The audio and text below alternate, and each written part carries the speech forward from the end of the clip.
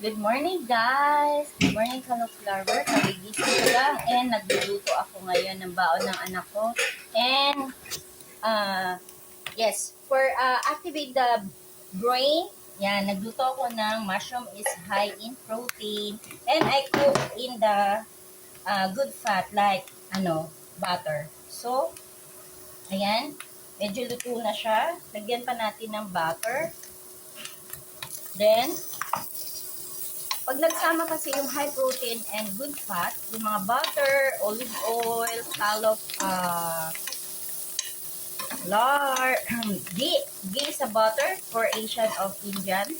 Then, pag na-saute mo na siya, only little put salt and black pepper. Yan. So, ayan. Lagyan natin ng konting salt. Then, lagyan na natin yung egg. Kasi gusto kong gawin, gusto ko siyang gawing, parang pizza. Ayan.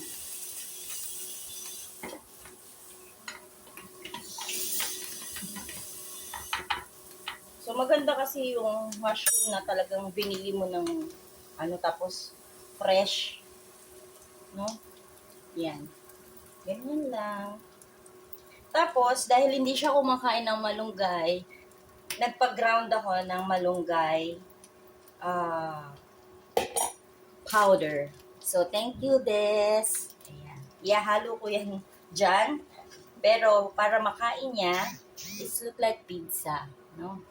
Antay lang natin, maluto. And then, lalagyan ko siya ng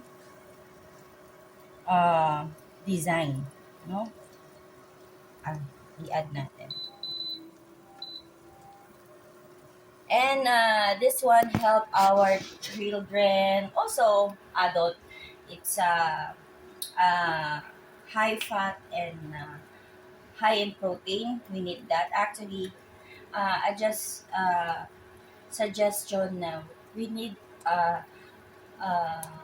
minimum 75 grams of protein a day. If matangkad ka, 100 grams to 120 grams. Almost half kilo.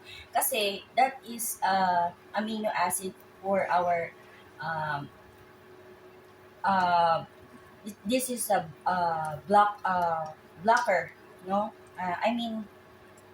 Muscle block, no?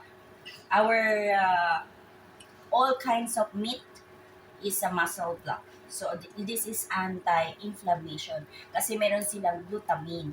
And glutamine is help our body to heal itself for autophagy. So, pag nakain nila yan, mga high protein and high fat, mag-activate yung ketones nila. And that the food of brain is fat. Now, 60% our brain is fat. So, maglalagay din ako ng ayan, malapit na siya maluto. Ayan. And then, maglalagay ako ng cheese, ng hotdog. Ayan. Para makita niya. Tingnan natin kung mababaliktad ko. Wow! Lagay yung niya, no?